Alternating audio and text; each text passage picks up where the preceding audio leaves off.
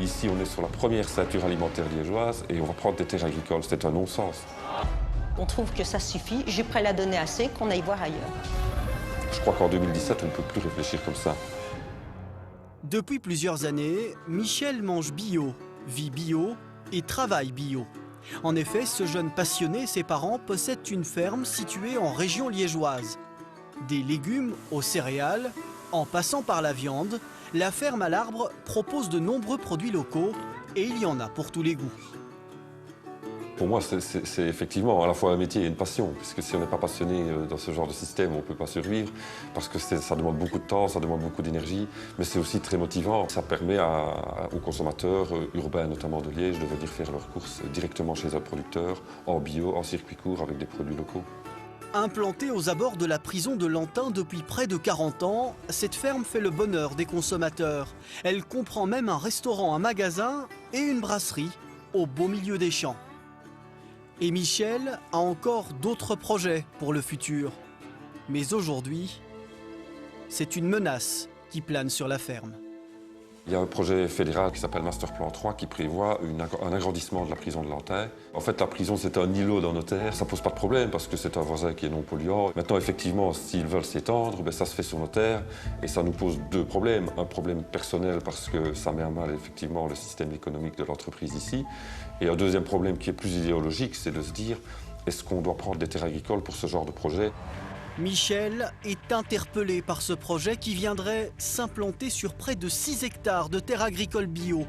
Selon le jeune homme, politiques et citoyens privilégient de plus en plus les commerces locaux et respectueux de l'environnement. Ce projet porté par la Régie des bâtiments de la prison de Lantin serait donc complètement contradictoire. On n'est pas contre l'amélioration des conditions à Lantin. Par contre, on est totalement contre la manière dont le projet est ficelé là et il est présenté. On a un peu l'impression que ce sont des gens dans un bureau à Bruxelles qui ont pris Google Earth, qui ont regardé et qui se sont dit tiens, il y a de la place là à côté, boum, et on construit.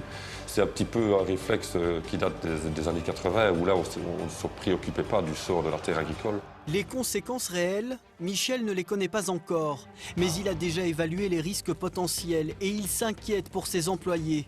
Les 6 hectares convoités par la prison représentent en effet 15 à 20% de la superficie de la ferme, un véritable coup dur pour cette économie locale.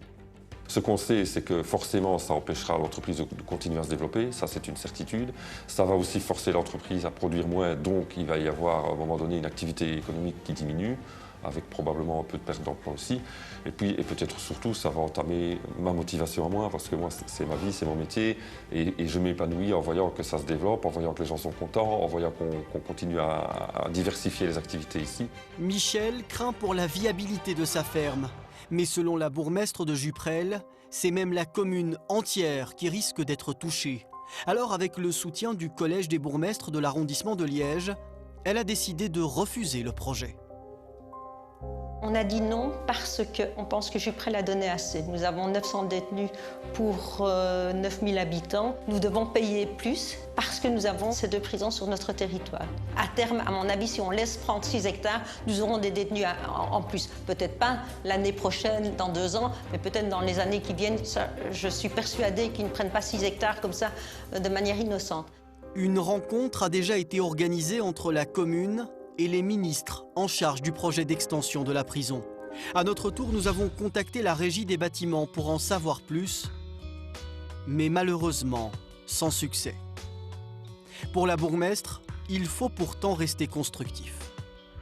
Nous ne sommes pas dans un combat, soyons clairs, nous voulons être constructifs. Nous avons fourni tous les documents demandés, maintenant nous sommes dans l'attente. Mais nous n'allons pas rester bras croisés. Une pétition va être lancée dans les tout prochains jours parce qu'on veut aussi que la population soit consciente de ce qui peut arriver. Aujourd'hui, la commune veut instaurer un dialogue pour trouver des alternatives à ce projet d'élargissement de Lantin. De son côté, Michel souhaite que le gouvernement entende leurs arguments. Pour lui, il est crucial de préserver ces terres. Et son combat, c'est aussi pour les générations futures qu'il le mène. On se rend compte que la terre, on ne peut pas en fabriquer. Chaque fois qu'il y a une terre qui disparaît, elle disparaît à tout jamais. On a une responsabilité maintenant, et quand je dis on, c'est toute la société, y compris et probablement certainement les ministres, envers les générations futures. Je veux dire, on ne peut plus continuer à détruire l'environnement, on ne peut plus continuer à enlever des terres agricoles qui seront bien utiles pour les générations futures.